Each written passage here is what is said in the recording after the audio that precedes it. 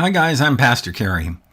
Wouldn't it be great if toxic people came with labels across their forehead so they could easily identify who would be a safe person to have a relationship with? But that's just not how life works. And so really what we have to do is we have to develop and refine our skills. I guess we have to sharpen our smarts on how to have effective relationships and how to identify those people who are safe to have relationships with. Now, in a previous broadcast, I talked about 5 traits of toxic people. But today, what I want to do is I want to talk a little bit about 5 more traits of toxic people. We'll be right back.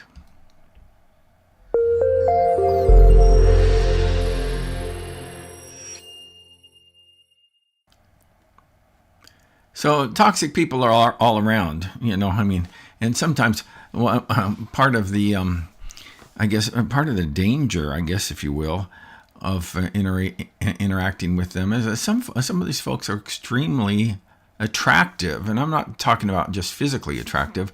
I'm talking about they have charming and winning personalities, and they look as if they would be somebody that you would like to pursue a friendship with or a relationship with. But the problem is that once you get to know them a little bit better, you discover that there's just a whole lot of toxicity going on in this with this person. And one of the ways you can tell that is by certain character traits or certain behaviors that they exhibit in their lives. So let's talk a little bit about 5 more traits of toxic people. You can find our content online on Facebook at beyondbetrayal.org. And that's our private Facebook group. And then also you can find us at New Destiny Coaching on YouTube. And that's where you can actually find the previous broadcast that I did on the 5 traits of toxic people. So let's go ahead and we will work our way through this. So if I can get the slides to work, there we go. One is blame shifting. Is that people who are toxic rarely take responsibility for their actions. They don't own their stuff, and often blame others for their problems. Well, if you weren't so, fill in the blank, I wouldn't do what I did. And so really, their bad behavior is your responsibility.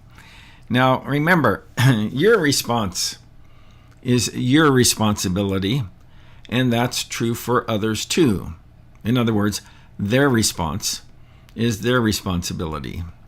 They must practice self-control over their own emotions, words, and actions.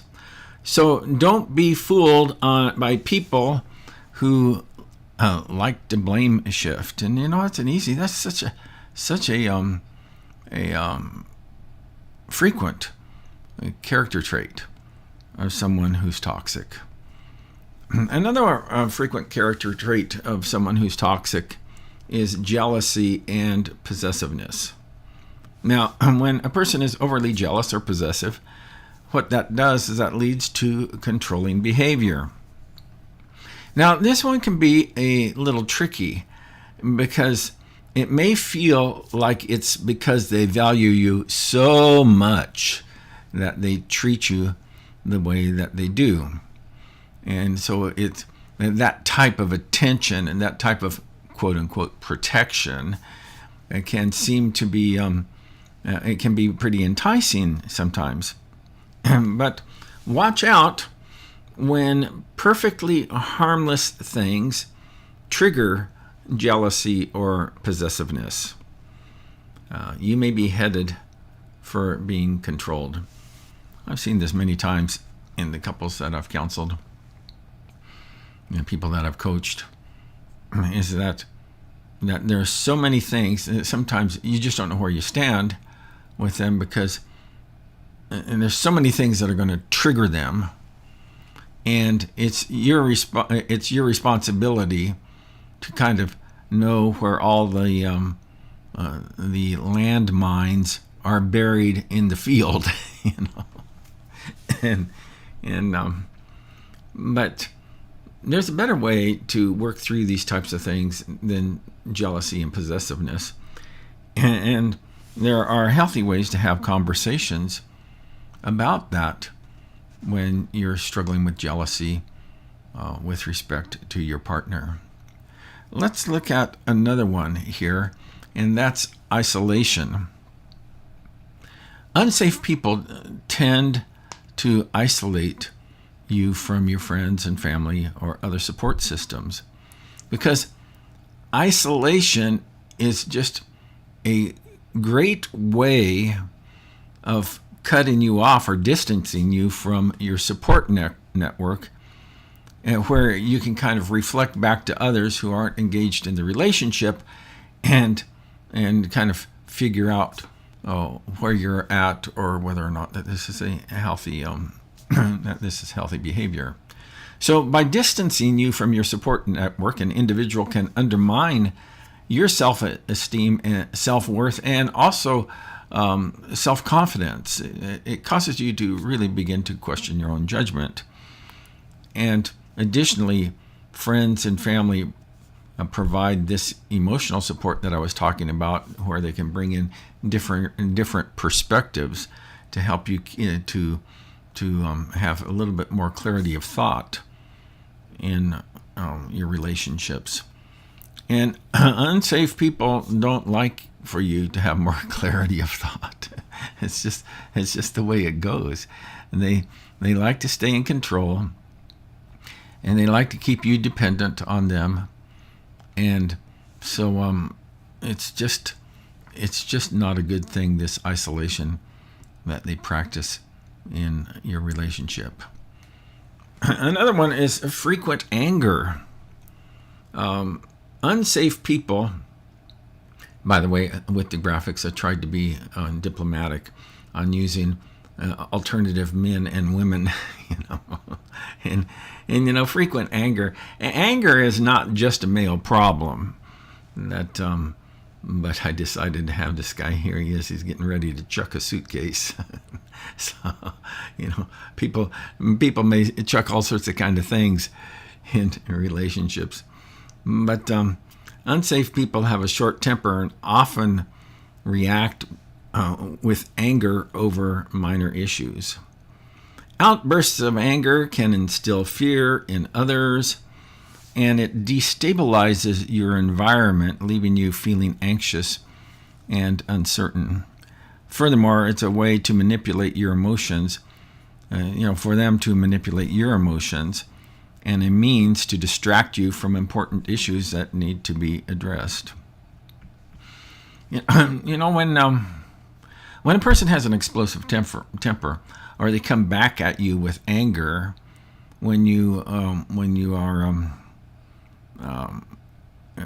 talking about some sort of issue that is important, that essentially kind of sets you back on your heels and throws you off balance. I'm sitting here struggling with my thoughts for a moment, because I was thinking about a Bible passage that it says, faithful are the wounds of a friend.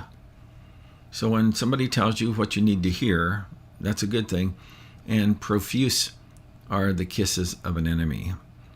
So we need people in our life who will dare to talk to us about things in our life that is not helpful for our own personal growth and well-being, or it's not serving the well-being, the growth and well-being of the relationship. And so these are just some of the 5 more characteristics of an unsafe person. Additionally, we have here, dishonesty. They lie frequently or hide important information from you. Think about how many times that even in your own life, and I've seen this so much in raising kids, and that how that when they are doing something that is inappropriate or not according to what you would like for them to do, is that they will find all sorts of kind of excuses or deceit or get you to question whether or not that this is what's really going on. And dishonesty often goes hand in hand with gaslighting. I think that we're almost born with all these skills intact. I'm talking about these dysfunctional skills. And so gaslight or dishonesty often goes hand in hand with gaslighting, where the unsafe person denies reality or twists the truth to make their partner question their perceptions. And unsafe people use deceit to avoid responsibility for their actions. Very few of us want to be held responsible for our actions. We want all of the bad things in our lives to be the result of someone else's fault. And we want all of the good things in our lives to be the result of our wise choices and how great we are. But the fact of the matter is that we all have, a side that is winsome and good and a side that is evil and dark. And unsafe people, they just do not want that to be disclosed. And so they use deceit to hide responsibility for their actions. So we've looked here today at 5 more reasons why or how to detect toxic people and unsafe people.